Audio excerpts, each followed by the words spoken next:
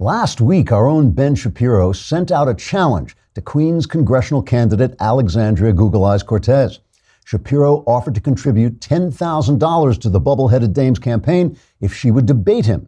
Miss Google Eyes said she did not respond to the challenge to debate because, quote, and I am not making this quote up, I promise, just like catcalling, I don't owe a response to unsolicited requests from men with bad intentions, unquote. To check out this fluffy-brained doll's claim that Shapiro was catcalling her when he asked her, a politician, to debate, I went to speak to Ben at the construction site on Sunset Boulevard, where he hangs out most days. Shapiro, or the kosher Casanova as he's sometimes called, or sometimes the Levite Lothario, was busy shouting at the passing women, quote, hubba hubba, look at the brains on that baby. I'd sure like to get a look at your ideas, sweetheart. We could make beautiful conversation together. If we debated, I would crush your most cherished beliefs because I know you like your debates rough, hot stuff, hubba hubba, unquote. All right, that's probably just a general approximation of the way Ben actually talks, but, it's pretty close. Anyway, this being Los Angeles, many of the passing women seem to be offended by Shapiro's remarks, and in fact, one of them responded, quote, don't get any ideas because I sure don't have any. After all, I'm a leftist, so I'm not that kind of girl, unquote.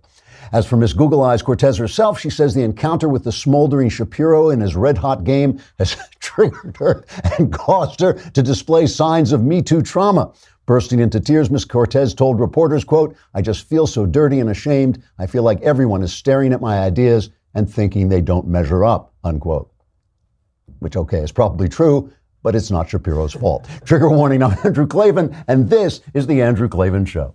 Former White House aide and Apprentice star Omarosa, whatever the rest of her name is seeking to prove she was unfairly fired by the administration by releasing secret tapes of her private conversations with the president.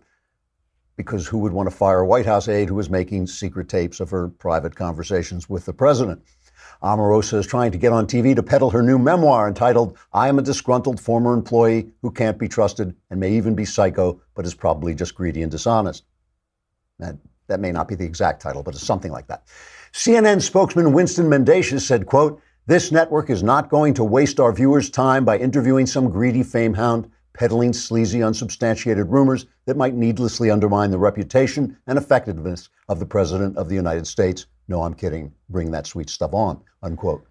Omarosa says, among other things, she witnessed Trump lying to investigators and using racial slurs while having sex with an underage prostitute after drinking the blood of virgins, then devouring a living infant with his lizard-like tongue, after which he stripped off his Trump face to reveal he was really a gigantic space alien with dripping fangs and only the slightest grasp of foreign policy. On hearing the allegation, CNN's Don Lemon issued a statement saying, quote, I knew it. Isn't this what I've been saying all along, unquote. Trump responded to Omarosa's charges with a tweet that said, quote, this is what happens when you give a place of trust in the White House to a reality TV star with no discernible political knowledge. He's going to hire someone like Omarosa. Trigger warning, I'm Andrew Klavan, and this is The Andrew Klavan Show. The American Association of Journalistic Mendacity has issued new guidelines for the coverage of demonstrations. The guidelines came in the wake of last weekend's marches in which thousands of left-wing activists assaulted or insulted or threatened to kill police officers, journalists, passers-by, puppy dogs, innocent children, President Trump, and the entire United States of America, whereas evil fascist white supremacists pleaded with their 20 followers to cease their hateful ways and live in peace and harmony with all mankind. The AAJM said the news coverage tended to slightly favor the peaceful and virtually non-existent white supremacists by showing them to be peaceful and virtually non-existent, while the violent leftist multitudes were shown unfairly as being violent and multitudes.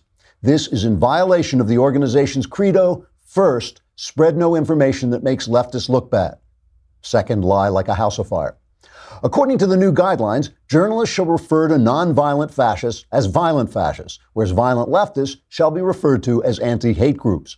Journalists who get knocked to the ground and kicked by peaceful anti-hate groups shall report that journalists were caught up in clashes, whereas journalists who are asked directions by white supremacists shall report they were accosted by violent fascists.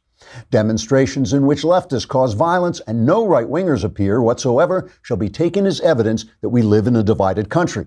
as opposed to an indication that we live in a great country under attack by violent leftists. And the fact that no one can find enough fascists to play a round of fascist bridge shall be taken to indicate that those who are festering with anti-black hatred are simply too cowardly to actually exist. Using these simple guidelines, the American Association of Journalistic Mendacity says even amateur journalists should be able to become lying dirtbags like the professionals.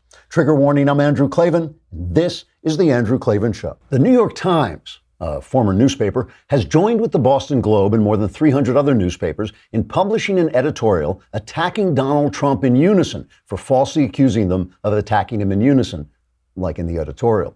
The newspapers joined in celebrating an independent free press by acting in perfect conformity, all expressing the exact same opinion, celebrating their independence and the freedom to be exactly like all the other independent papers, saying the same thing freely and independently, as long as it's the same. The Times editorial was written by their editorial board, which includes Sarah Jeong, who says she enjoys being cruel to old white men. The board also includes several old white men who presumably enjoy being treated cruelly by Sarah Jeong. And of course, there are some women and dark-skinned men who I guess just like watching that sort of thing. All in all, the Times editorial board sounds like some kind of fun S&M dungeon or some other sick pornographic fantasy for filthy-minded perverts, and therefore deserves our respect.